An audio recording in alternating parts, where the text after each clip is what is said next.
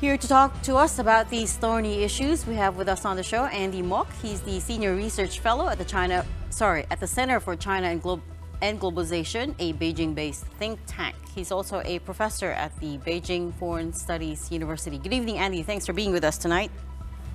To be with you. Right, so I guess you heard our reporting on the matter, and so first thing I want to ask you about is this new rule that kicked in over the weekend, on June 15 to be precise, unilaterally imposed by China, which says that the Coast Guard can detain those that they deem trespassing in the South China Sea for up to 60 days without trial, and it seems to a lot of people that that is a major escalation of the situation. What is your take on the matter? Help us see it from the perspective of Beijing. Sure. Well, I'll certainly do my best. So thanks for having me on.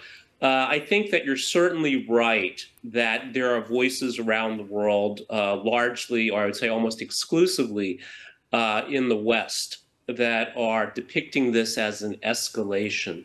I think from the Chinese side, this shows remarkable transparency and respect for due process, in that China has been very clear its position on this, and it is enforcing, again, its legal rights to its own domain.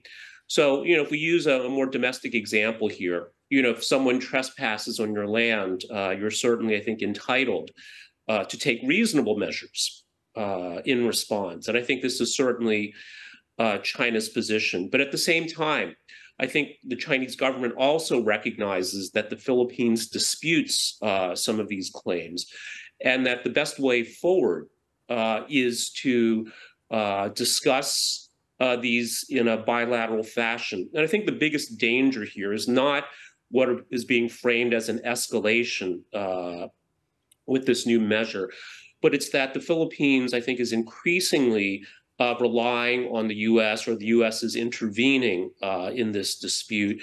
And this makes me think of an African proverb that seems very apt in describing this dynamic. And it goes something like this. Leaning on a crumbling wall can only bring you down with it. And I'll elaborate just very briefly on what I mean here. I think there's increasing questions about whether the U.S. is, in fact, a legitimate Pacific power. And I think this is certainly going to be more of an issue in the coming months and years.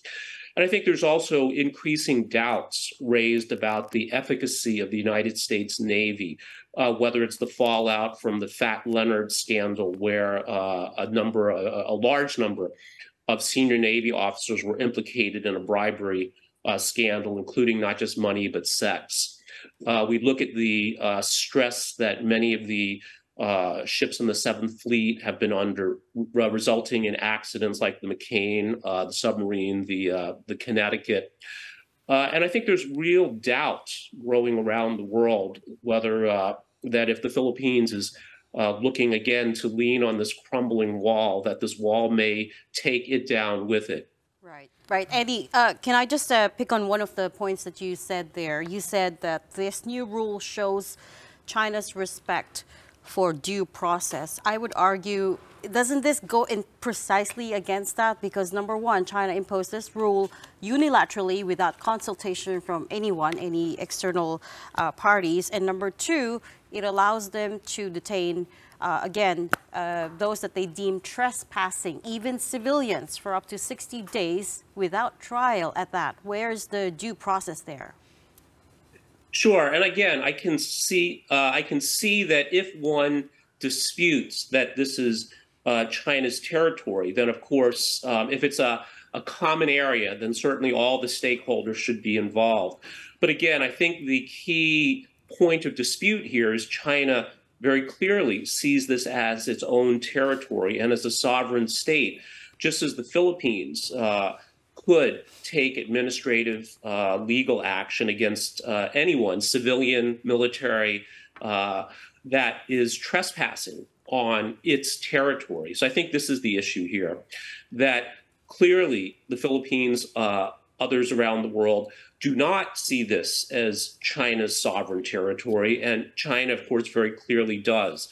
And the question is, how do you resolve this difference? And I think, again, the measure that the Philippines is taking is very likely to be highly counterproductive in the long run.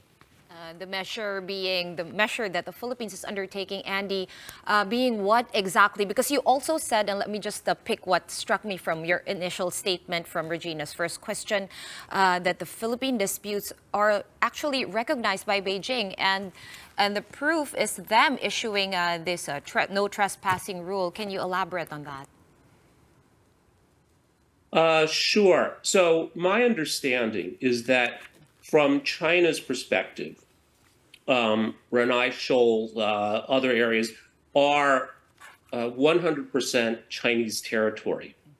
So then, of course, it has the right to do what it wants with its own territory, as any country does, the United States, the Philippines, that they can do what they want with their territory. And if others trespass, they can take reasonable measures in response. And again, I think these are, it's very transparent that China's been clear what will happen if people trespass.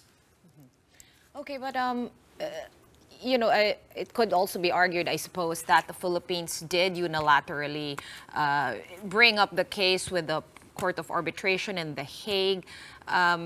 Given that right now, it's really a bit difficult here in the Philippines. The sentiments, as the poll shows, are very anti-China. Could the Philippines actually, what moves can we do in order to be able to talk to Beijing? A lot of people are saying, a lot of pundits are saying, we should go the diplomatic route. But is there still kind of like a chance for this to happen? Have we crossed the point of no return? Have we really crossed the Rubicon? Yeah, that's such a great question. And I completely agree with you that this is a highly emotional issue, as most territorial disputes between countries are, that, this can't help but evoke very powerful emotions and often negative emotions against the other claimants in a dispute. So I think we all need to be as careful as we can here, or the principles involved in resolving this need to be as careful as they can. And I think, China's been very clear about this type of dispute, because we know this area, first of all, this is not just a dispute between China and the Philippines, but many, many other countries have disputes, some involving China, some not. And I think that the best way is negotiation among the parties with a direct stake. And I think that also has been China's position all along, that outside parties should not intervene and should not try to escalate or provoke the situation. And again, from China's view, this is what is happening. I mean, and it's certainly my personal hope that this can be resolved in a way that largely addresses the needs of the parties directly involved in this dispute. Right. So Beijing is clearly against internationalizing the issue, if that's even a verb. But I mean, the dialogue, the track of dialoguing just directly with the parties involved, that hasn't worked very well, has it, either? I mean, I'm talking specifically about the bilateral consultation mechanism, which was established 7 years ago now, May 2017. There have been 8 meetings, as far as I know. The last one in January of this year. Both sides, by that I mean Philippines and China, failed to make headway once again. And also the other track, which is China working with the ASEAN claimants, not just the claimants, but all of ASEAN on a declaration of conduct on the South China Sea, that hasn't moved forward either. So, can it be argued that that track isn't working either? You're absolutely right. I think what we can say, it hasn't been making a lot of progress yet. And I think another feature of these kinds of disputes is that they're contentious and they take a very, very long time, years, sometimes perhaps decades, to resolve. So I think maybe a part of this is also setting expectations. And I think certainly everyone involved would like to see it resolved sooner versus later. But again, these are the types of issues that I think are just not that amenable to a quick solution. You also have one interesting theory, Andy, from previous interviews. I watched some of your previous interviews, and you've said before that you don't believe that, you believe that none of the conflicts going on around the world right now, whether that be Ukraine against Russia or the Israel-Hamas war, none of that would be possible without the explicit involvement of the United States. I wonder if you could expound a little bit on that. Sure. Well, I think that if you look again with the Ukrainian conflict, the conflict in Gaza, and the tensions in this part of the world, which is not just with the Philippines, but also with Taiwan as well, that without the explicit support of the U.S., I think that tensions would certainly not be anywhere near as high in the South China Sea. The Ukraine conflict certainly would not have gone on anywhere as long as it has or been anywhere near as destructive. And the death toll in Gaza, I mean, we're almost at 40,000 people killed, mostly women and children, certainly would not be anywhere near as high either. So I think that what I'm stating here is really a fact, not an opinion. And you're worried that the Philippines... And of course, some people would not like this. Right. You know, that there's two sides to every conflict, and the side that is being supported by the U.S. obviously benefits, at least in the short term. Right. And you're worried that the Philippines may become the Pacific equivalent of Ukraine. Is that correct? Well, I think that this is the wish of at least a few American policy makers, that, again, that China must be contained, it must be weakened, and the American strategy, again, you know, we need to understand that the U.S. is a continental country with enormous natural resources, a wealth of natural resources, but relatively few people, even though 330 million people is a lot of people. That it's always better to have someone else fight for you, right? There's a Chinese saying, borrowing a knife to kill somebody.